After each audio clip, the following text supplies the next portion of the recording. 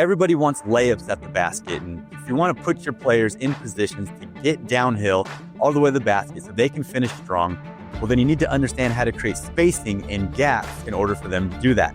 And that's exactly what we're going to be talking about in today's episode.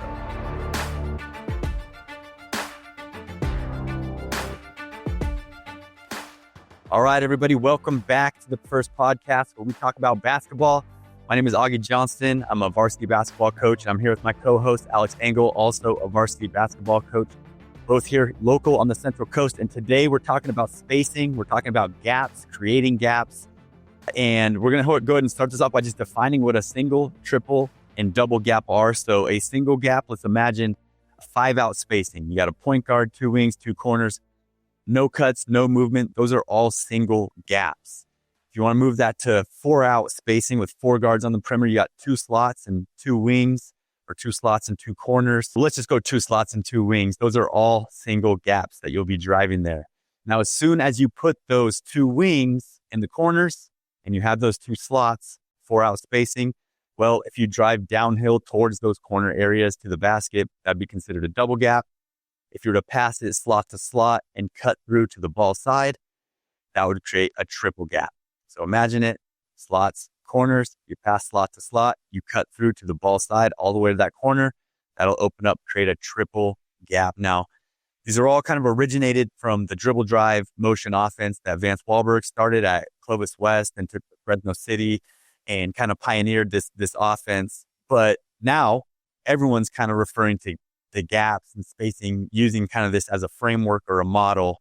And Alex, do you use any of these kind of principles of single gap, double gap, triple gap, and cutting to create gaps and drive gaps in your offense? Yeah, definitely. We teach the kids about what a gap is just in general, right? And like that we want to, sometimes I don't always use double and triple gap as the terminology, but there are definitely times I do. And more or less it's, if you have a very small window that you can get through, you're probably driving a single gap, right? If it's something that someone can poke at the ball, it's probably a single gap.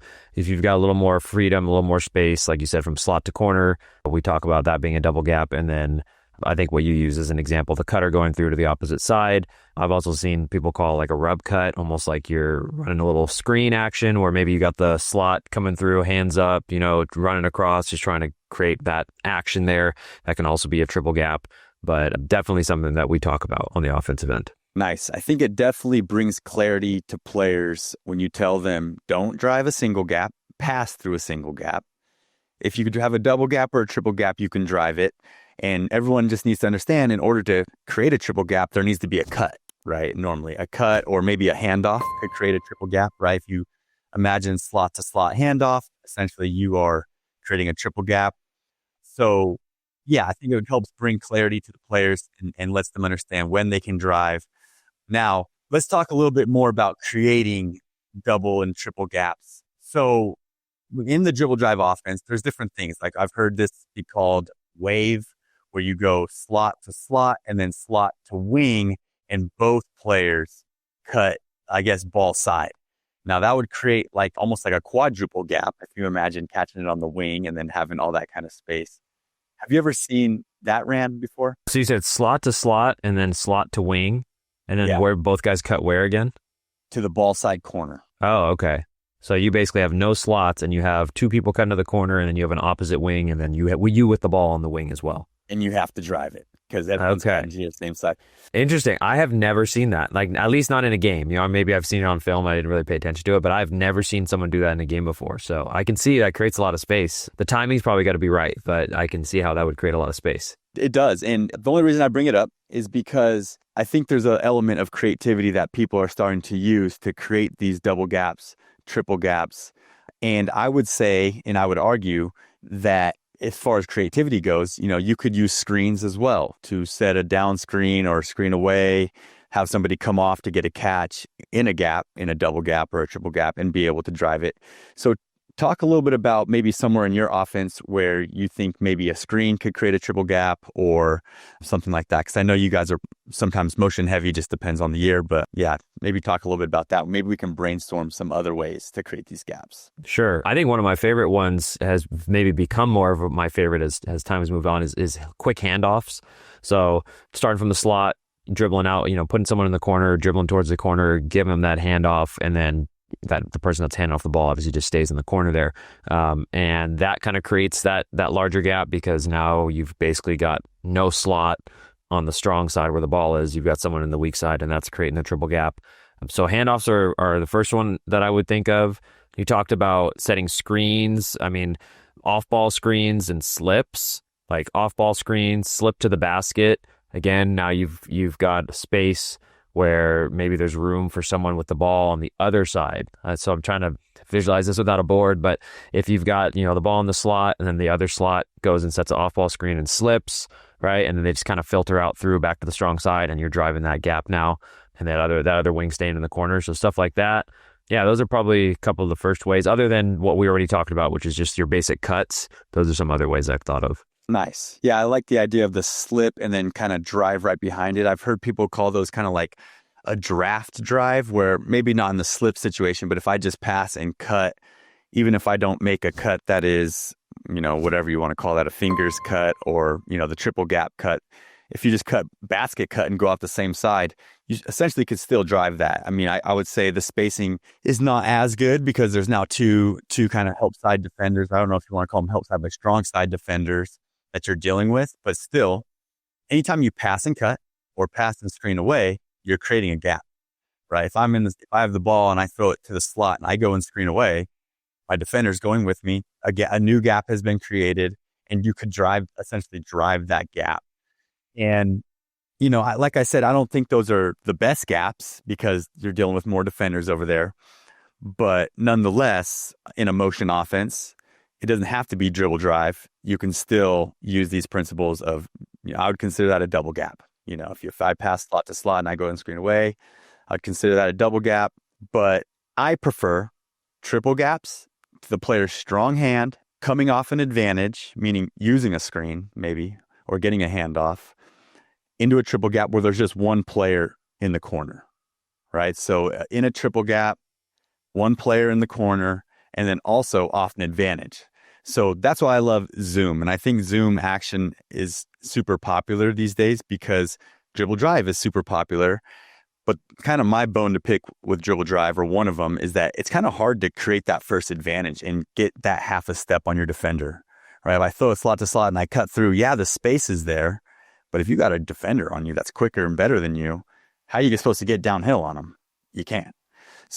So go ahead. You were going to add something there? I was just going to say you're relying on a lot of the individual skill of your players, right? And the skill and athleticism. And while we do obviously always want to try and develop that, the reality is that there are going to be times where you don't have the advantage where your guys can just make moves, right? That's a luxury, probably for a lot of coaches. So what I mean by a lot of coaches is for most coaches, we don't have that player. And so if you don't have that guy or a couple guys that are like that, then you've got to find other ways to free them up. So I agree with you on that. Yeah, totally. I think, saying, okay, well, let's put them in Zoom.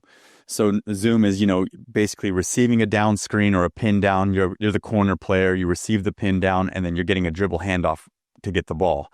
So a lot of times, if you do that with all guards, that instantly will create a triple gap. If you're 4 out, right? If you're 4 out spacing, you got, one guard screening the corner, might be your slot guy, and then your point guard who has the ball going and do a dribble handoff. Boom. Now you're in a triple gap with an advantage. So I do think that's why Zoom action has become so popular, because then you're just playing with an advantage, you're driving and you're making reads, and there's only really one help side defender. You got your big down low, there's a help side there, and then you have your strong side corner kind of helping off the corner if needed. So what kind of reads can you make, Coach, on that kind of drive right there when you're kind of coming off into a triple gap downhill in space? What kind of reads do you teach? So the first thing I teach is obviously get to the rim. I say rack it or score it, whatever it is that you want to say. But my thing with all my players is I teach them, no matter where you are, when you catch, your eye should be on the rim. Because if you're open and you're wide open, you got a shot or you got a layup, like that's our first look always. So catch it, try and get to the rim. If you have help step up, now depending on where your bigs are, the next look is, do I have a dump down? Right? If I have a dump and I've got a big that's quick and easy to dump it down, you get a layup, that's obviously always good. Because most of the time, like you said, if you get that drive on a triple gap and then a big steps up, they're gonna help. Well, they're gonna be leaving their man. A really good defensive team may rotate down on that. Let's be honest, most teams are good at the first rotation and not so great at the second. So you're probably going to get a dump. If that's not there, then I'm looking to that. I guess technically it becomes the strong side, right? Because I'm thinking, are we talking here kind of driving a triple gap across the middle, getting into the paint? Okay, so if that's the case, then when you jump stop, it was the weak side, but I guess as you get into the paint, it kind of becomes the strong side because you're driving at them. People may argue the semantics there, but that corner, right? As you're driving to, you jump stop and you're looking off. That's kind of the same direction you're going. That corner might be open because someone may step up.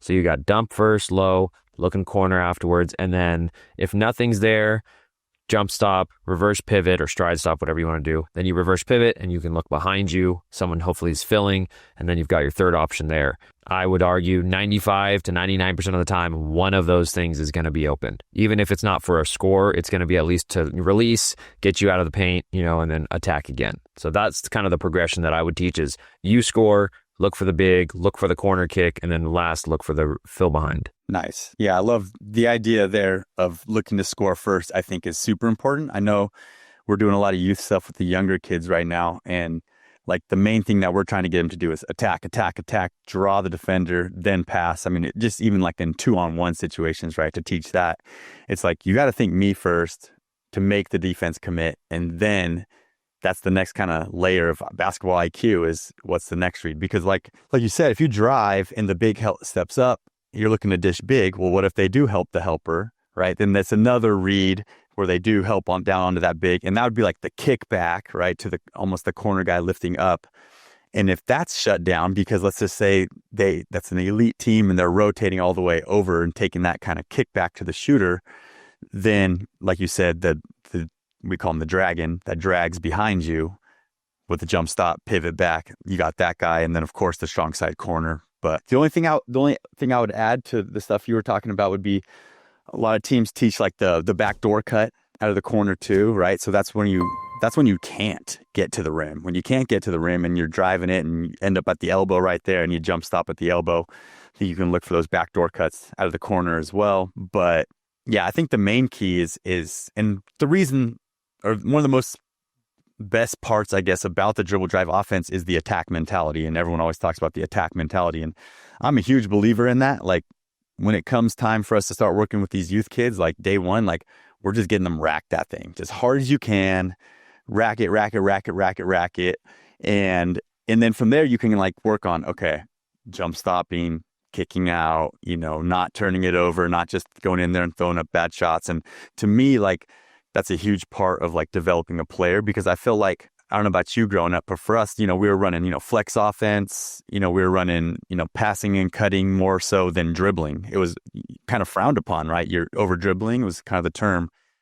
And so I felt like I was more of like, when I got to college, I wasn't super comfortable dribbling to the basket, driving and making decisions. I was more comfortable passing, screening away, slipping, and kind of running that kind of offense, where I think this offense develops you more for being able to rack the ball. So I did kind of a follow-up question for you is you talked about with your youth kids, you start teaching them to rack it.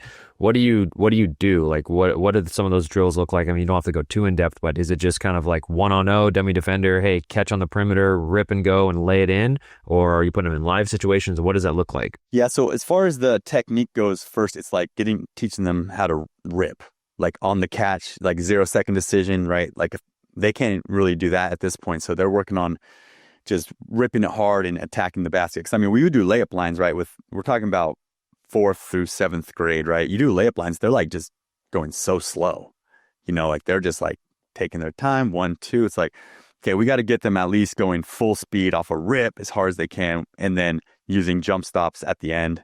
I love stride stop, but I think at this age we go with jump stop just to make it easier. And I mean, it's just, you got to know how to jump stop too. So why not teach that? And then we're putting them in the Russian layup drill, which is the one where you have like a trash can. We've talked about this one before, and two players go together and one of them hands it off to the other on the other side of the trash can. And they both run around the trash can at the same time. One's on offense, one's on defense. And that puts them into a full speed layup, going as hard as they can. And then, from there, we do the exact same drill, but instead we'll put like that one player in the corner. So now he's in a triple gap, and we'll put one defender out there. So that defender cuts off the layup. You're going for that layup. That help defender cuts it off, you kick it. If they stay out, then you take your layup.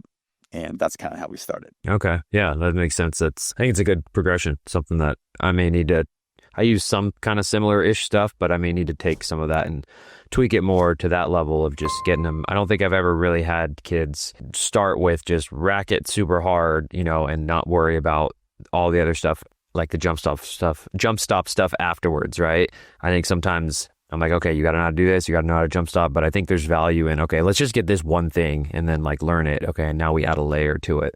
And so I think that's a good detail to have. Yeah. I think too, like for the younger kids, kind of like I said, like you're worried about them getting their layup technique right. So you're doing your layup lines right. You want to see the 1-2, you want to see the one dribble, jump stop, layup, and that kind of stuff. But if they have that down, then it's all about like doing that stuff full speed. Because how many times, right, in the youth game do you see just the 1-on-0 fast break and they're just like off the backboard, bink, and yeah, because they never go full speed with it, or they never go like with any contact, right? And you're just like finish.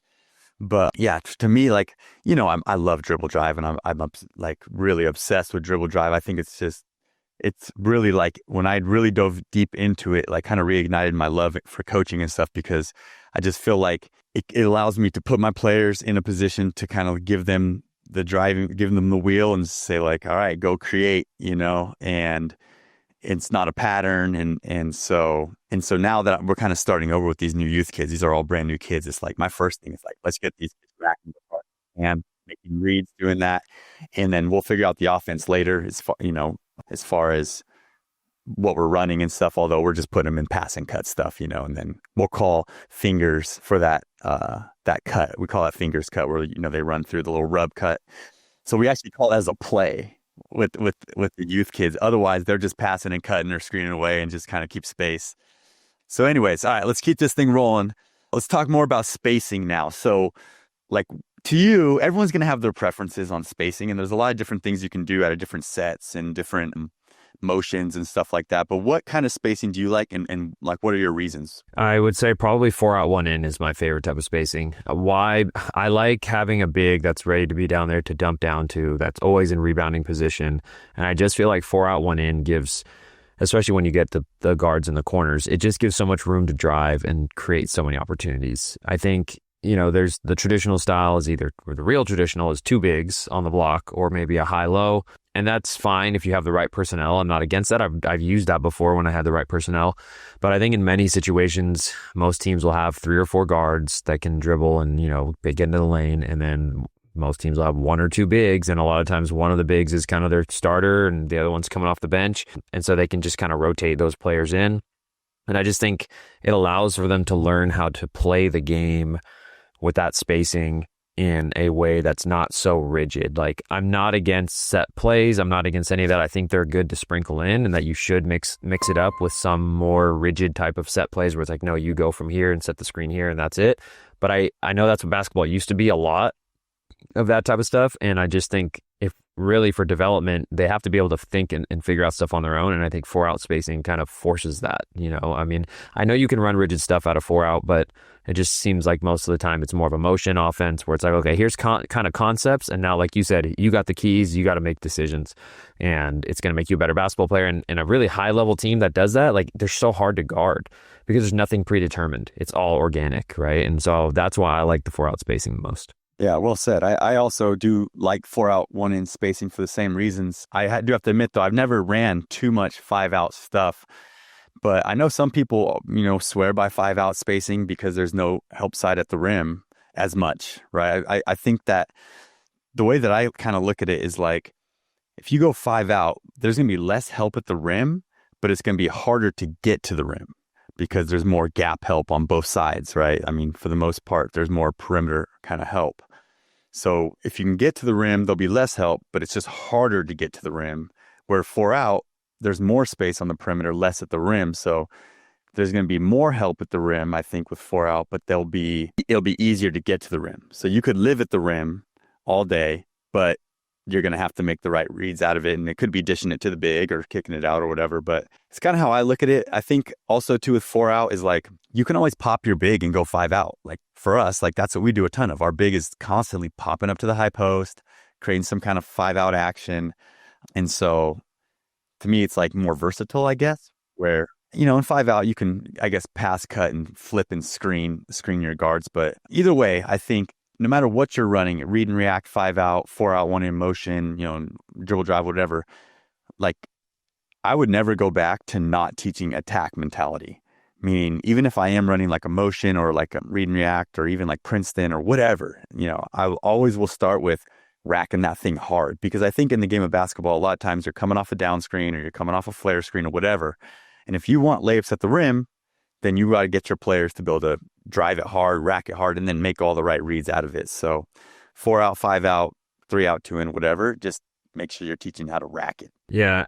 One thing for me with 5-out, I feel like a lot of the time when you play a 5-out, like you said, there's cuts, there's some type of action. And so to me, when I think of 5-out, you have 5 players on the perimeter, but in most 5-out offenses, they don't really stay on the perimeter. So my feeling on 5-out is it's not really truly 5-out. And I know, maybe that people disagree with me on that, but a lot of times you've got cuts, you've got all these other actions going on. And so someone's usually in the key. Now, it may not look like traditional 4-out, 1-in type spacing.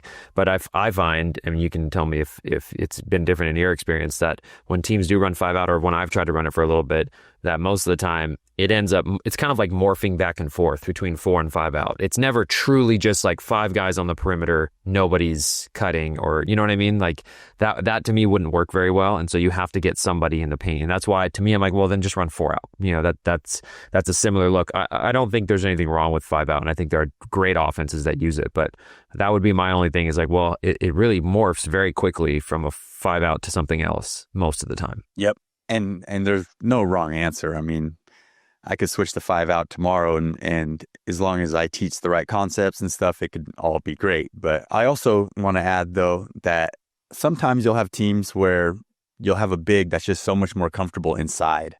And, they might be a little bit more turnover prone on the perimeter, or, when they're on the perimeter, they can't use their best strength as far as offensive rebounding or something like that as well. And, when they're in the post, that you sometimes get like easy big man buckets where all of a sudden the post player has the defender sealed on the top side and you just throw it in. It's a wide open layup and like it's just an easy bucket. So, I mean, with 5-out, you can always cut and then seal down low and post. But like offensively, I think players just need clarity. Like the stuff that I've seen, like the read and react offense is a great offense. It's a lot of teams run at 5-out. It's pass, it's screen away, it's pass and cut.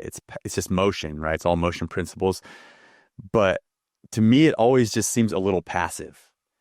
And there we go again. I mean, my obsession with attack mentality. But like, when I throw it slot to slot and dribble drive and I make that fingers cut, like, you're about, like, it's clarity. Like there's a triple gap right there. Like you can go, you're in attack, and then you drive it, and you're just trying to get into dominoes, right? You drive it, you get somebody 2-guard 1, now you got 2 on the ball, and you make a pass, and now you've created more closeouts, and now the drives are just easy, right? Now the reads are, is it a closeout? Drive it. Short closeout, drive it.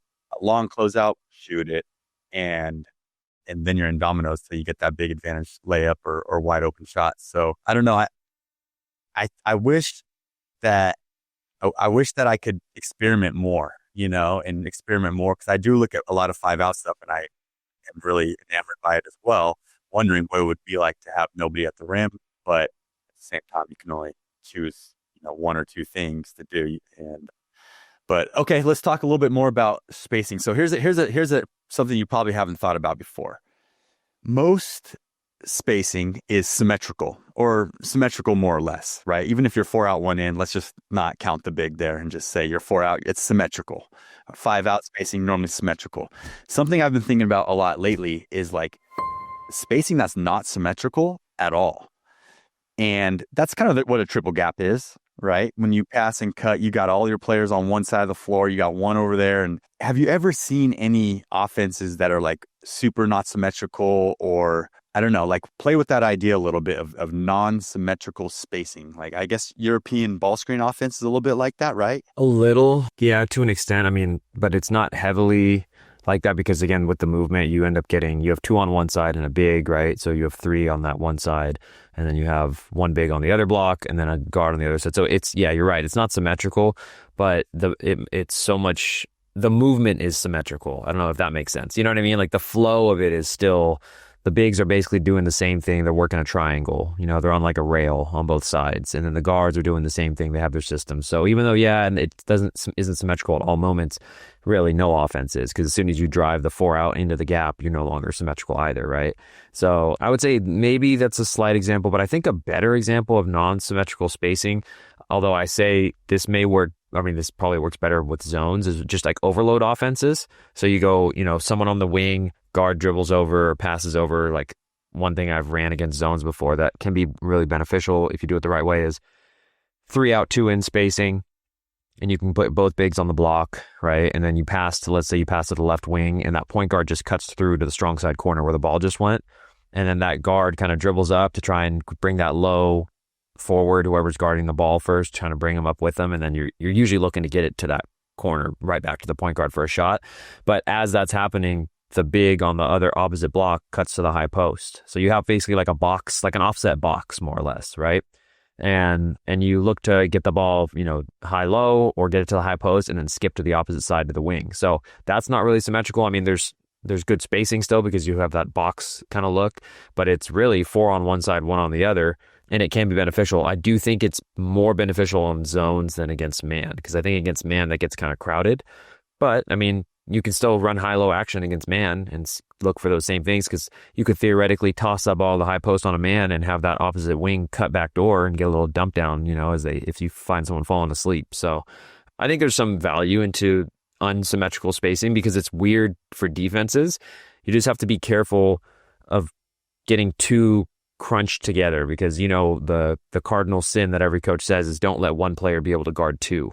You know, that's like the worst thing that you can do. So that would be my only caution, is when we have that kind of weird spacing, is make sure or I should say weird maybe shapes that we put on the floor or whatever. It's not unsymmetrical spacing. Just make sure you're not too crammed up next to each other with those other players. Yeah, exactly. I think it's all about understanding as a player, like where the space is, where the real estate is. Like in the European ball screen offense, you have like the 3 on the other side. So if I'm coming off the ball screen and I don't have a direct line drive to the basket, I'm kind of getting pushed over the top of the elbow. Like I'm driving right into 3 defenders right there. So there's no space to drive.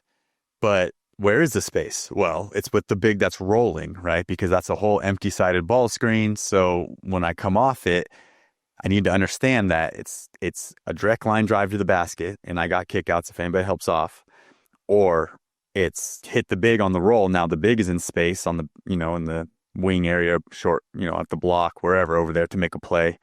And if not, then you really got nothing else. You got to move it, and you need to, you know, run the continuity of the offense to try to, you know, hit. To me, like that offense is to hit the roller. You know, I mean, I haven't ran it a lot. I've ran it a little bit, and if you're not hitting the roller, then when you do drive it, there is some help there. You know, at least from what I would think with the spacing. Yeah, if they're good defensively. What I will say is, because there's so much movement in it, sometimes the help can get lost, and they get, you know, if you're doing it right, there's just enough movement to make them get lost for a second. But a good defensive team, you're right, there should be, right, 3 people there to help side on that.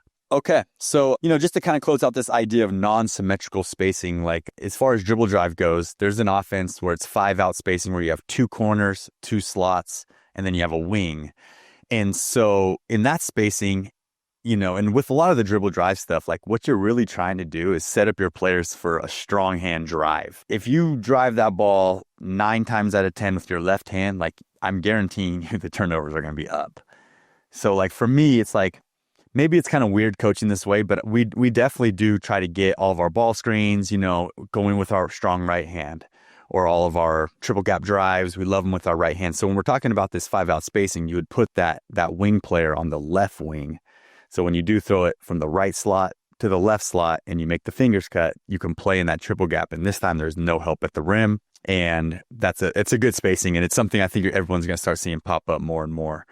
So, okay, let's go ahead and keep this thing going. Let's go ahead and do some rapid fire questions here. So what do you think is one spacing mistake and that drives you crazy? When guards from the corners and 4-out spacing come up to the wings because they get so excited that you can see it, their hands are there like, oh, give me the ball, give me the ball. Like, just stay in the corners. That's something I'm harping on all the time. That's a good one. I'll throw one in. Mine is when you're kind of in motion offense, passing and cutting, and someone drives and that player is filling right into the spot that they're driving in. It's kind of the same thing I guess you're talking about, but just passing and cutting and filling and filling right into spots where players are driving. So, all right, number 2. What is your favorite offensive action that could create a good driving gap? I really like the rub cut. That's been something that's been really good for us this last year too. We started working with it more. It used to be, honestly, if you would have asked me a couple of years ago, I might have said a ball screen.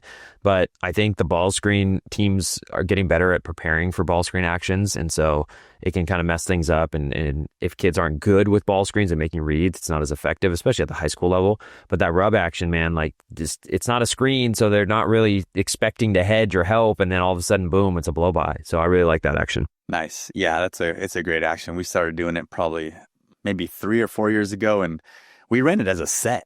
Like we would call it rub, and yeah, we would run it as a set, and it was not part of what our offense was, but it was good because it gave our players clarity on like, okay, I'm about to get downhill, and I know that. Yeah, and I know that we're not doing our typical pass and cut and fill opposite, or like the typical motion offense. Okay. I would say my favorite action would probably be like zoom, like I said. I will say, like, when we do run like spread ball screens or like a drag screen type screen, we like to create triple gaps often. I guess you could run a fingers cut too. Like I could pass it to the slot, I could fingers cut, and then we could run a ball screen right there. We do something called fan action, which is another way to create a triple gap, where if I was to throw slot to slot, I would run to the corner and then my corner guy would push through. So it's just kind of another way to create space. And that fan action right there, that's what most coaches use when people start to switch that fingers cut, right? So I throw a slot to slot, I fingers cut through. The player that's guarding me jumps out onto that drive and switches that. And that's a pretty typical way people try to shut down that dribble drive. And so what coaches will do a lot of times is they'll throw a slot to slot and they'll fan. So instead of fingers cutting, I'm running all the way to the corner, and that corner guy's running all the way through the baseline, like immediately. So I'd be in the right slot. If I throw it to the other slot, I would then run to the same side corner that I'm on. And then there's already a player sitting in there, right? They would just run all the way through. And then I'd be in that corner. That's an interesting action that anybody that likes dribble drive, or they're kind of, getting the itch from listening to us talk about triple gaps and stuff, like check out that action, because there's a lot of cool stuff you can do off it. Like you could drive and kick it and then post. That's like a common one. Or a lot of times I pass it, I start to fan. If you drive it quick enough and hit me on the wing, now I can go like either way. I can rip right and drive baseline or cut back middle. But yeah, I mean, we use that in just kind of random ways. But nonetheless, a good one to use against teams that switch. All right, last rapid fire question. What would you say is the value of teaching players single gap, double gap, triple gap, and just dribble drive attack mentality in general? I think it gives them the ability to develop their own reactionary skills, to make decisions on their own. I think it gives them freedom, and I think a lot of players like that. I mean, there are obviously some that prefer a little more rigid stuff, but I think most players like freedom and to be able to do their own thing.